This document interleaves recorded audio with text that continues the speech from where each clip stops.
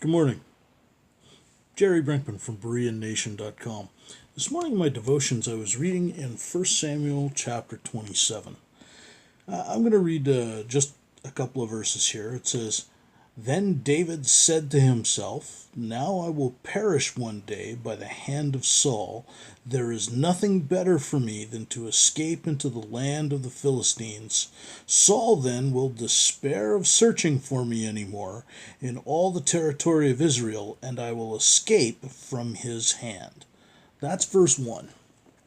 And I can imagine that David is thinking to himself, wow, what a body has to do to get by.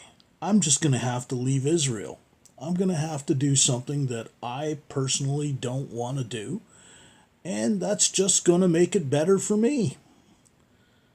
Well, I believe David's trust in God here was probably at an all-time low, because no matter where David ran, Saul would find him. And through two separate instances of Saul actually being delivered into David's hand, as if God is saying to David, look, you can trust me. I'm not going to let anything happen to you.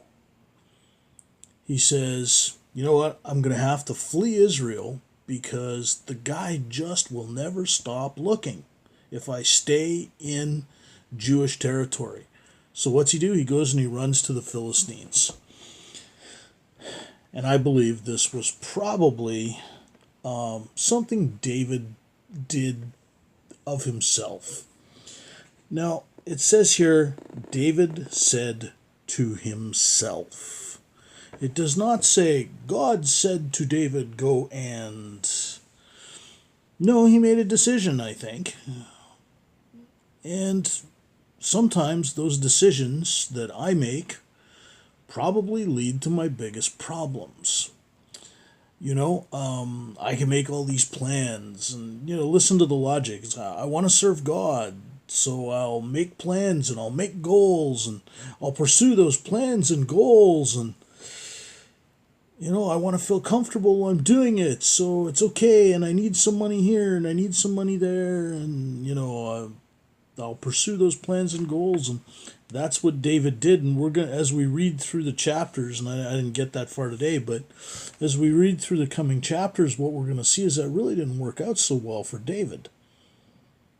Certainly didn't work out the way he expected, and there's a certain parallel in my own life. I'm not going to go into great detail, but the last 8 years of my life have not really gone the way I've expected them to go. Why? Well, because I said to myself, XYZ. Yeah, hard to admit to oneself, to acknowledge that we have for a period of years been walking in a manner that is what Paul would call disobedient to the heavenly vision. So, I was also reading Ezekiel chapter 6 this morning, and Ezekiel talks about the remnant of the Jewish people that he's going to leave, that are going to be scattered into a dispersion into all the nations, etc.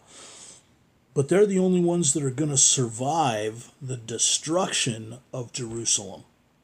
Well, what fits a person into that remnant group that God will leave? Well, it's that is a humble, or perhaps more accurately, humiliated attitude towards sin. I can't believe I've been doing this long, and all what mercy God has had on me. So we have to learn to discern sometimes why we're doing things.